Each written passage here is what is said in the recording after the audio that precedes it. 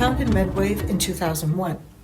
From the start, it was open access and online only, but focused on continuing medical education, mainly publishing conference coverage. By 2015, many journal articles were being published in English using author-provided translations, but there were significant delays and lead times between the publication of the Spanish version and the publication of the English translation. The quality of the translations provided by the authors was generally quite poor. So much editorial work went into making these translations fit for publication. This increased the delays in publication of the English version and consequently the deposit of the article in Medline. Remember that both language versions must be deposited simultaneously for PubMed to identify the article as being in two languages.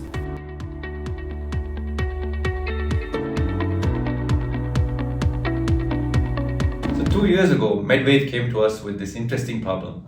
They already had Spanish authors submitting to their publication, but they had a challenge where it was either going to go in Spanish or English, and the translation was going to take a lot of time at the end of the process.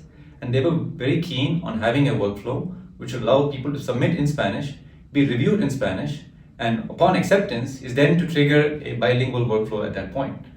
So this seemed like a worthy problem to look at, and this is especially interesting because we saw the bigger possibilities in terms of not only working with Spanish authors but also with authors across the world, given that only about 15% of the world actually is English speakers. There's a lot of people who would want to publish in languages outside of English, and we need to make that thing possible. That's what attracted us to this problem.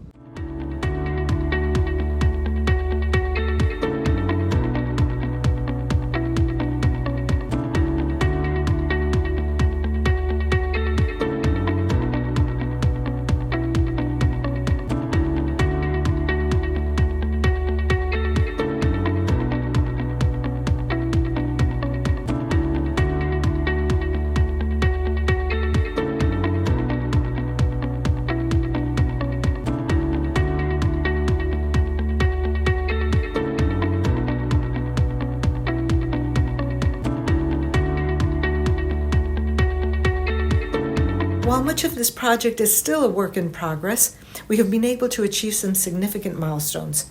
The lag between the publication of the Spanish and English versions of the articles dropped from an average of roughly 30 days to 0 days in 2022, at no significant extra cost, but relying heavily on artificial intelligence and machine-based learning systems. This endeavor has been entirely independent of the large publishing houses, with full autonomy and self-sufficiency, no industry funding, and wholly reliant on Global South know-how.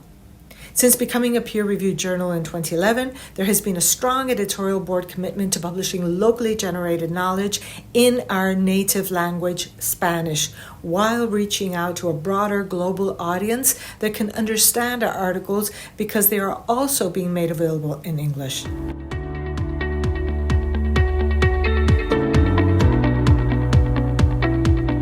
So this innovation has opened up fantastic possibilities.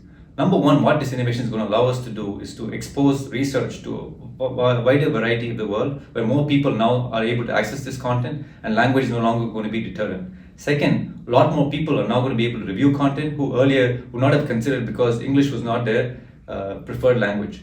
So this is now going to do that as well. Third, a lot of people who otherwise were afraid of getting into this whole publication space. Hey, I have something to share, but I can't express it in a nice fashion in English. Now they have the opportunity to now publish in their native language, be considered for their science or their research. Assuming it's worthy of publication, then they get accepted, after which it can be disseminated to a wider audience who speaks both their native language as well as English. So I think the possibilities are tremendous.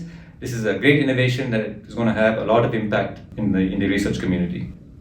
We believe our experience may help convince other journals to adopt bilingualism to ensure pertinence to the populations they serve while avoiding the simpler option of publishing only in English. In my opinion, this is what localism is all about.